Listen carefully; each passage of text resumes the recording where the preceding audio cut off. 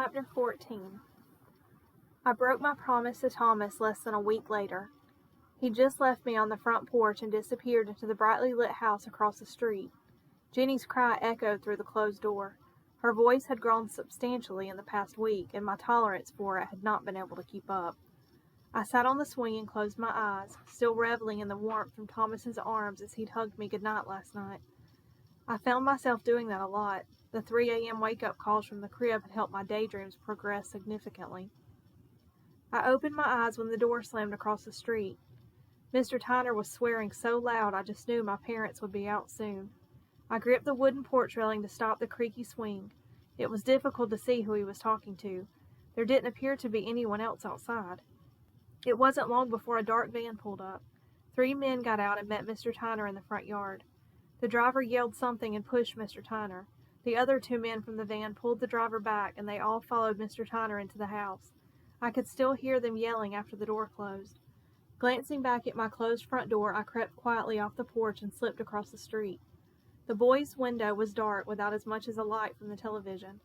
The back door was closed too. I stayed close to the house and checked out the other side. The kitchen was as cluttered as ever, but I didn't see the test tubes and Bunsen burner I'd pictured. A sheet covered the living room window. I froze in the bushes when I heard the front door open. The men from the van came out like thunder, loudly bickering back and forth between themselves. I waited until I heard the old van crank up and leave before moving. "Bree?" Thomas's voice shook me. His face went from surprise to fury before he could get to me. He took my hand roughly and started pulling me across the street. I had to jog to keep up with his pace. He towed me all the way to the barn behind my house, leading me into the darkness before closing the heavy doors behind us. "I told you not to come over," he steamed, stalking back and forth. He was dressed in the black basketball shorts I'd seen him in before and no shirt. I couldn't help but notice his stomach muscles were more defined since he'd been helping out around our place. I tried to move with him, to grasp his hand, but he wasn't having it. His eyes burned as he clasped his hands behind his head. "I had to see you were okay," I said adamantly. "I was still outside when they pulled up. I couldn't go in without seeing you. What happened?" "A deal went bad," he said, still pacing. "But Mr. Tyner took care of it." "You can't keep doing this, Breland." "I had to see you," I explained, reaching through the slither of light coming in from the barn door to grab his hand, but he pulled away. "I wasn't going inside. I thought you would be in your room." "What if someone had seen you?" he asked, burying his head in his hands. "These aren't nice people, Bree." "I get it, Thomas, but—" I was at a loss. I didn't want to make promises I couldn't keep, and I'd never be able to stay away if I thought for 1 second that he was in danger. I cared for him so much it hurt my stomach to watch him go home at night. I'd never felt this for anyone else. "Then you have to come to me," I said, offering the only solution I could come to. I stepped closer into his chest, forcing him to stand still. "What?" he asked, tilting his head to the side. "If I can't come to you, then you have to come to me," I insisted, hesitantly weaving my fingers into his. "That's the deal. If you don't want me to come over, then you have to come here. I have to know you're okay." Giving our hands a gentle squeeze, he sighed. "Why do you care so much?" "Don't you?" I asked, unsure of how to answer. I didn't have an answer. There wasn't one specific event or thing I could point to.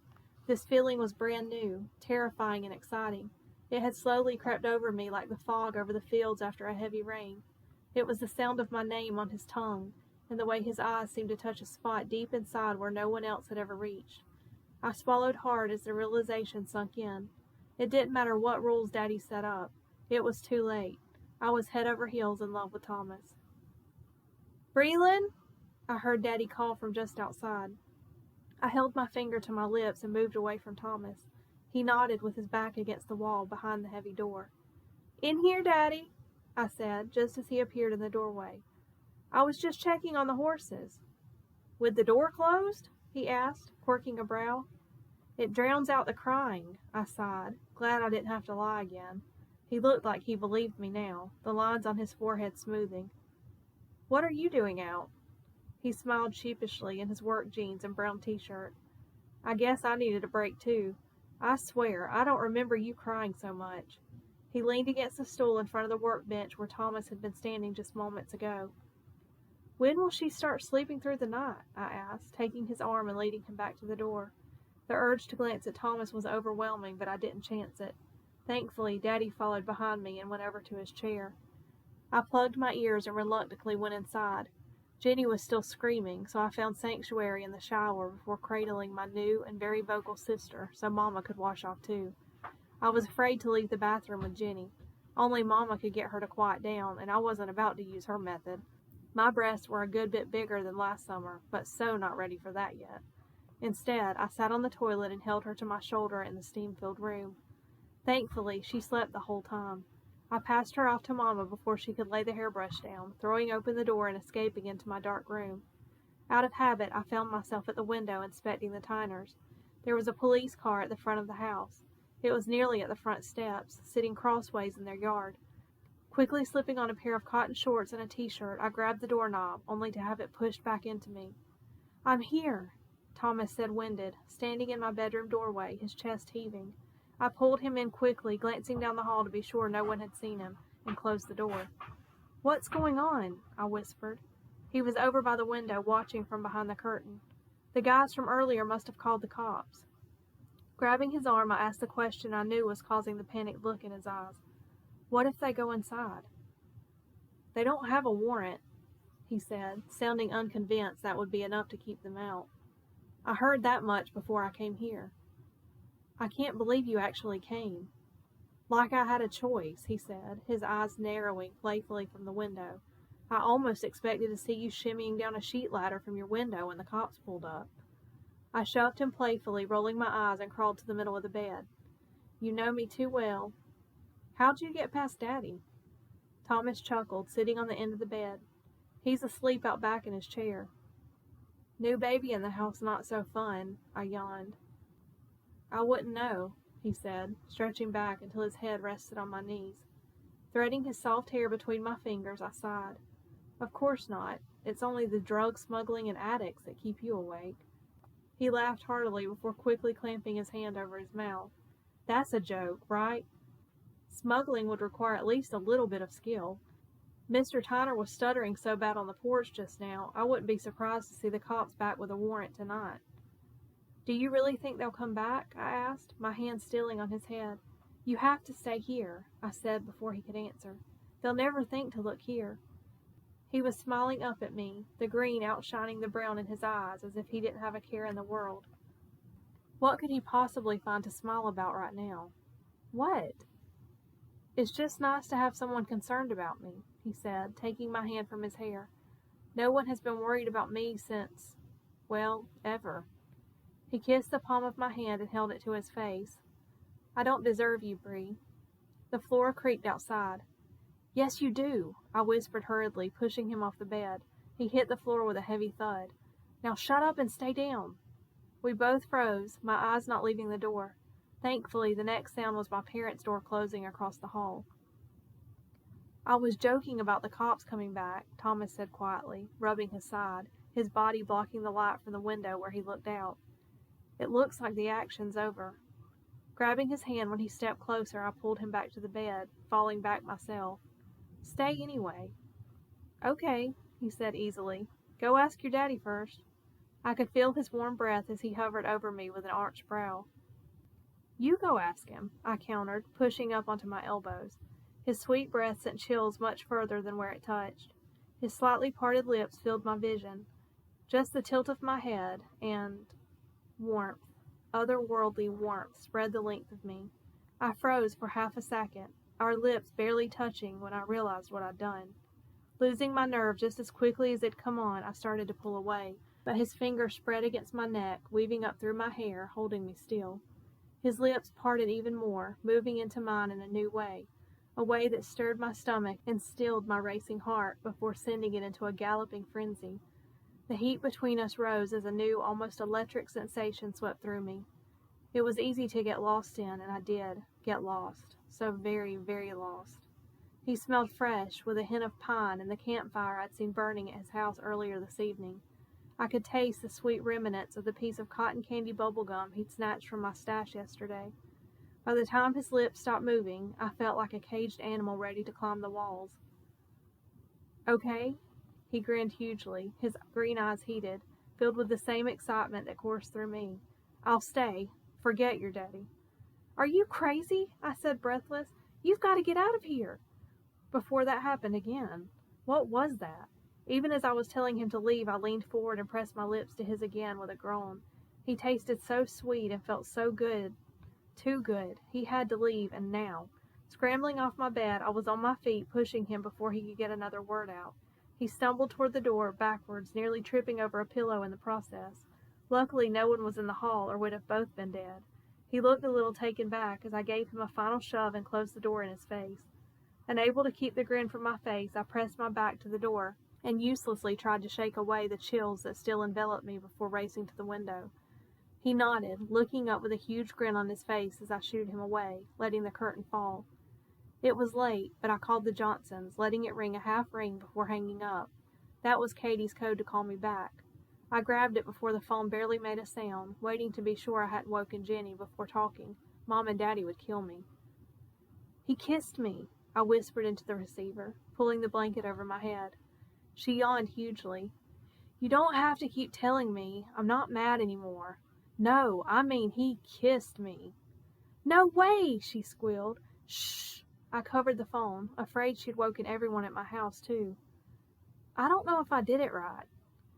She giggled. "Can you do it wrong?" "I don't know." The line went silent for so long I thought she'd hung up.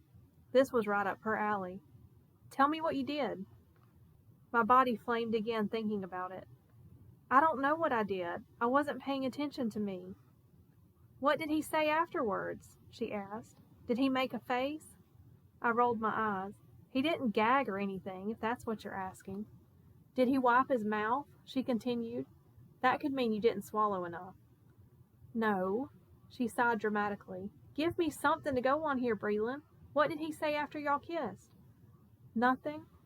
I couldn't tell her he wanted to stay over, again. She wasn't supposed to know about the first time. "Nothing. Nothing at all. He just kissed you and left." "He didn't leave so much as I pushed him out the door," I said reluctantly. "You did not. Tell me you're joking." "I was panicked." I threw my arm over my eyes. "I didn't know what to do," I said, the first sting of embarrassment hitting me. "I pushed him out the door, Katie." "Calm down," she said. "Boys don't care if you push them out as long as you give them a little something before they leave." "Not helping," I said, scrambling out of the covers and crawling to the end of the bed so I could see his house. "Do you think he'll speak to me again?" "I don't know," she giggled. "But if he doesn't, would you care if I started talking to him?" "Katie!" I screamed, and Jenny started crying. "I've got to go," I said quickly. The next morning I was on Jenny duty, while Mama went to the store. She was usually only gone an hour, but she'd pumped 2 bottles before leaving, so I had a feeling she'd be gone longer. I folded a load of clothes while Jenny took another nap. I had to do something to get Mama to stop scowling at me. Jenny hadn't been easily coaxed back to sleep last night. I was on phone restrictions for a week, and Katie wasn't allowed over until we learned to use our inside voices. I wasn't sure exactly how long that meant. Jenny woke up and drank a bottle before I finished with the towels. I tried to sit her in the bouncy seat, but she cried, so I moved her to the swing. She was fine there until she spit up all over herself and the cushion. I gagged the whole time I changed her, stuffing the soured milk-stained clothes and swing cover into the washer for a rinse. She really started screaming when I sprayed Lysol, even though she was in the next room. I wrapped her up and took her onto the porch. The sun was peeking out from an overcast sky and birds were chirping nearby. It was a beautiful day to be outdoors. Unfortunately, Jenny didn't agree. Her squealing scared away the singing birds and had me back on my feet before I had a chance to relax. Bouncing her in my arms, I decided to head to the barn and show her the horses. Mama said Jenny couldn't see clearly enough to make out faces yet, but I didn't believe that, because she screamed every time I walked into a room. My breath caught when I neared the partially open door. The distinct sound of hammering echoed from inside the worn walls, and I knew Daddy was in the fields. There was only one person it could be. After last night, the thought of facing him made my knees grow weak, but I couldn't turn back now. Jenny's loud mouth had announced our arrival. I saw him out the corner of my eye and knew he was looking at me. Feeling my face flush, I turned to bright-eyed Jenny around to see Allendale, putting my back to him. Allendale sniffed at Jenny and she started screaming even louder. Oh no, I laughed, rubbing her soft back in small circles. Allendale's nice. You can ride him when you get bigger. That really made her holler. I walked down and petted Addie, promising to come back and ride her later. Hey there, Jenny, Thomas cooed from behind me. My back stiffened and Jenny stopped crying. Is Bree being mean to you? Thank you, I said, my stomach filling with butterflies as I turned to face him. If she talks as much as she cries, we are in for it. Do you want to hold her? Putting his rough hands on display, he said, I better not. She sure is pretty, though, just like her sister. Blushing, I adjusted Jenny to my other side just as the gravel crunched outside. I better get her back in the house. Do you want some company when you ride? He asked before I made it to the barn door. We could take them out together, he said, glancing at Allendale and Addie. They haven't ridden together yet. I'm curious to see how competitive Allendale is. I nodded with a smile. I'd wondered the same thing. Sure, just let me hand her off to Mama. Don't push her through any doors, he called, bringing me to a stop as I clenched my eyes shut tightly. The picture of him stumbling out of my room instantly came to mind. I wanted to die. He had the horses ready when I came back, Jenny free. He was already sitting on Allendale, holding Addie's reins. I climbed onto her and waved to Daddy, who was watching us with a scowl from his chair. He and Thomas clearly had a love-hate relationship. We took it slow until we knew we were out of sight, and then we kicked it into high gear. The wind felt amazing, blowing away the summer's insufferable heat as we moved along the shaded tree line. I was glad I'd left my hair down as the wind lifted it off my shoulders. I glanced over in time to see the wind ripple through Thomas's shirt as he passed us. I sure hoped his hat was on tight. Allendale was clearly the stronger of the two, but Addie was keeping up. When we reached the property line, we doubled back, racing to Katie's and then to the river. I barely got Addie stopped before she stomped straight through the water. Whoa, you okay? Thomas asked, bringing Allendale close beside me. Yeah, she's just excited, I said, scratching her between the ears. That was some impressive riding, he grinned. Have you ever thought about giving lessons? I bet you'd be great at it. It'd be easy money. Taking off the cowboy hat, he wiped the sweat from his brow. I had thought about lessons, but I couldn't answer him. Every time I looked at him, all I could think about was kissing him. When his tongue crossed his lips, I nearly fell off my saddle. Holding back a sigh, I focused on the moving water that surrounded us. Are you mad at me, Bree? What an odd thing to ask. Why would I be mad at you? I asked, my eyes steady on the water, trying to regain my composure. You're more quiet than usual, he said, reaching out and tugging my hand off the reins. My eyes lifted to find his worried expression looking back at me. If it's about last night, I'm sorry. I guess I should have asked you first. I blushed deeply at the memory. Last night was sort of perfect.